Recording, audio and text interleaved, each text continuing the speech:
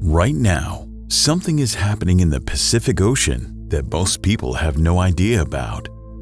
Thousands of meters below the surface, an enormous pulse of warm water is moving eastward along the equator, invisible from above, but carrying enough heat to reshape the weather of an entire planet. Scientists have a name for it, a Kelvin wave, and where it's heading and what it's about to do when it arrives at the surface is why climate forecasters are using language this summer that most of them have never used before. In March of this year, forecasters gave a 22% chance of happening, a real possibility, but nothing alarming. Then April came, and that number jumped to 80%. And then, the European Center for Medium-Range Weather Forecasts released its May update. The number that came back stopped people in their tracks. 100%. A 100% probability of a super El Niño forming by November. And the projected peak temperature of the ocean at the center of all this? 3 degrees Celsius above average. A level of heat in the Pacific that hasn't been recorded since 1877, almost 150 years ago. The forecasts are not just pointing in the same direction, they are converging, faster than the models can keep up with. And what they're converging on is something that will touch almost every region on Earth. Before we talk about what a super El Niño does, it's important to understand what El Niño actually is, because most people have heard the name without fully understanding the mechanism. Under normal conditions in the tropical Pacific, trade winds blow from east to west, pushing warm surface water toward Asia and Australia, and allowing cold, nutrient-rich water to rise up along the South American coast. That's the baseline state of the Pacific: warm water in the west, cooler water in the east. El Niño happens when those trade winds weaken. The warm water that was being pushed westward sloshes back toward the center and east of the Pacific. Sea surface temperatures rise significantly in the central and eastern tropical Pacific. And because the ocean and atmosphere are constantly exchanging heat and moisture, that shift in ocean temperature doesn't stay in the Pacific. It reorganizes weather patterns across the entire globe, changing where it rains, where it droughts, where it floods, where it burns, and ultimately pushing global average temperatures upward as the ocean releases stored heat back into the atmosphere. El Niño events happen naturally, roughly every 2 to 7 years. A weak one barely registers outside the tropics. A moderate one shifts rainfall patterns across multiple continents. A strong one reshapes the weather for an entire year or more. And a super El Niño is in a different category entirely. At that threshold, the sheer volume of heat transferred from the ocean to atmosphere is sufficient to physically displace the jet streams of both hemispheres, generating simultaneous droughts, floods, wildfires, and heat waves across countries thousands of kilometers from the Pacific. There have been only 4 confirmed super El Niño events since reliable records began in 1950. Each one left a mark. The 1997 to 1998 event triggered catastrophic wildfires across Indonesia, devastating flooding in Peru and Ecuador, and widespread coral bleaching across the Pacific. The economic damage ran into the hundreds of billions of dollars. The 2015 to 2016 event pushed 2016 to become the hottest year ever recorded at that time.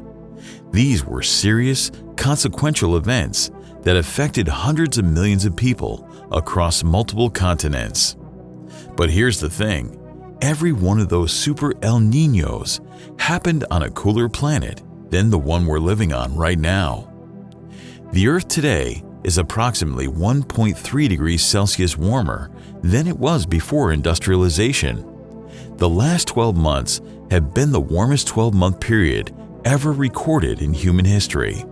The oceans, which absorb over 90% of the excess heat that climate change traps, are warmer than they've been in the modern record. So, when El Niño releases that stored ocean heat back into the atmosphere, as it always does, it isn't starting from the same place previous events started from. It's starting from a higher floor. Think about it like a fever on top of a fever.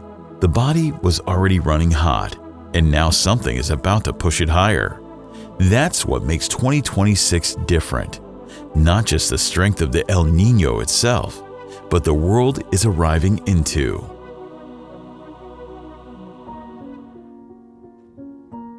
This is the part that actually matters for most people watching this, because a super El Niño doesn't feel the same everywhere. Depending on where you live, it either brings too much water or not nearly enough, and understanding which side of that you're on is the key. Start with Asia. For India, Indonesia, the Philippines, and parts of Australia, a super El Niño typically means one thing: drought. The monsoon weakens. The rain that billions of people depend on for their crops and their water supply arrive late or don't arrive at all. The 2015 to 2016 Super El Niño contributed to one of India's worst agricultural droughts in decades.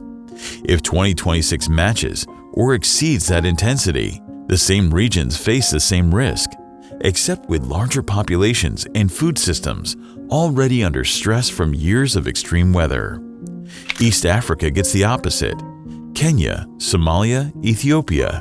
These regions typically see above average rainfall during El Niño, which sounds like good news until you see what that actually looks like on the ground.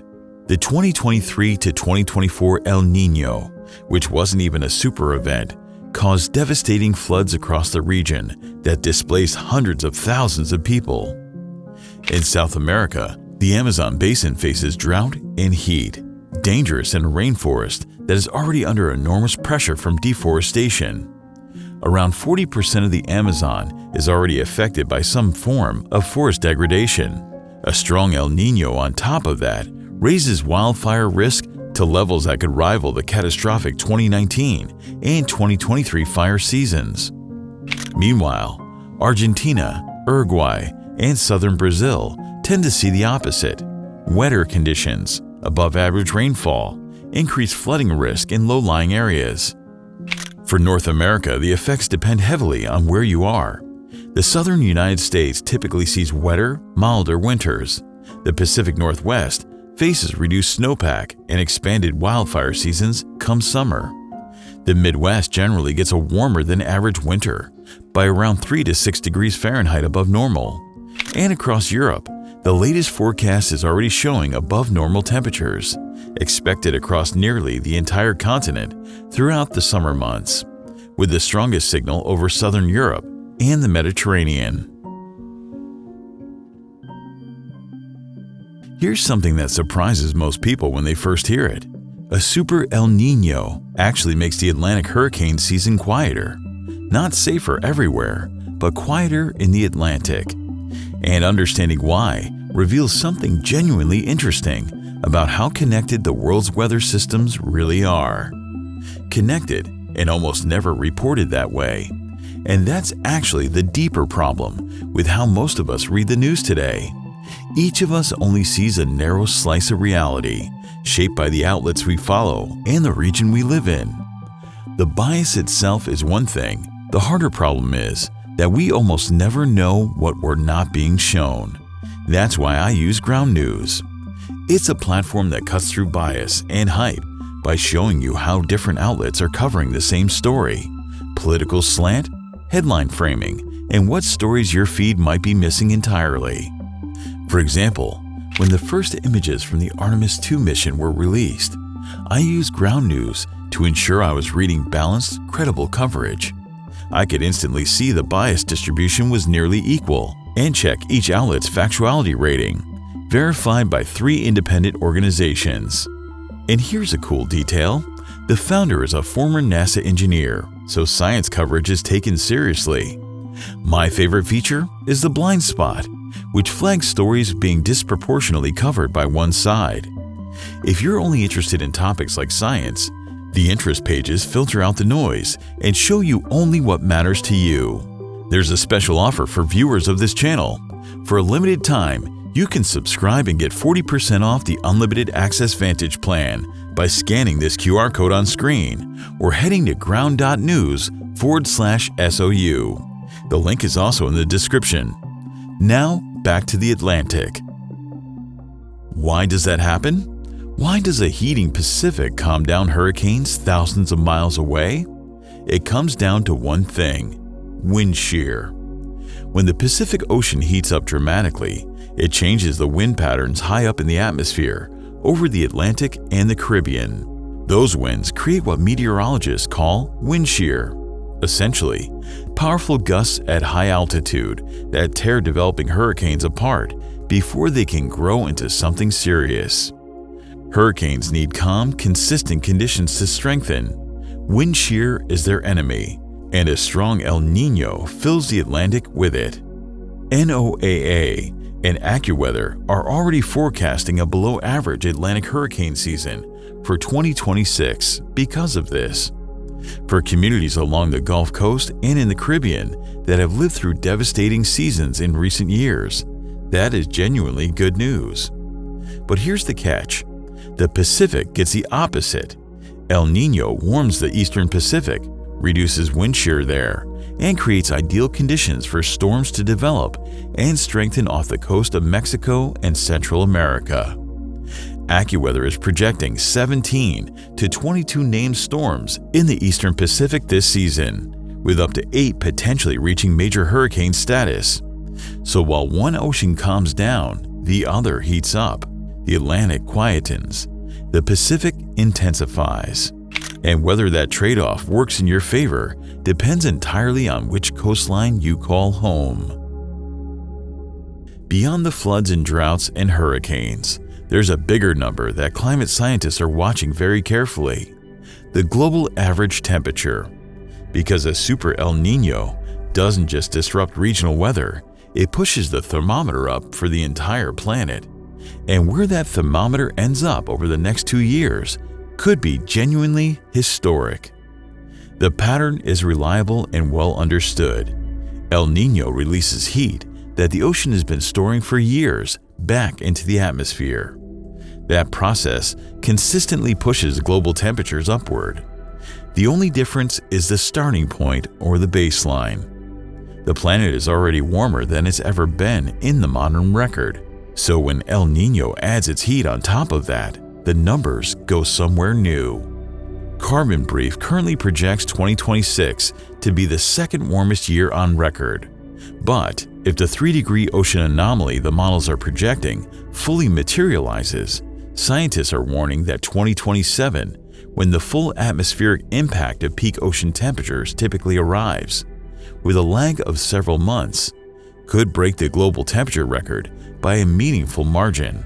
James Hansen's team at Columbia University projects global temperatures could reach 1.7 degrees Celsius above pre-industrial levels by 2027. That would briefly push us above the 1.5 degree threshold that the Paris Agreement was designed to prevent. One important thing to understand here: a single year above 1.5 degrees is not the same as permanently crossing that threshold. Temperatures typically come back down when El Niño fades and La Niña conditions follow.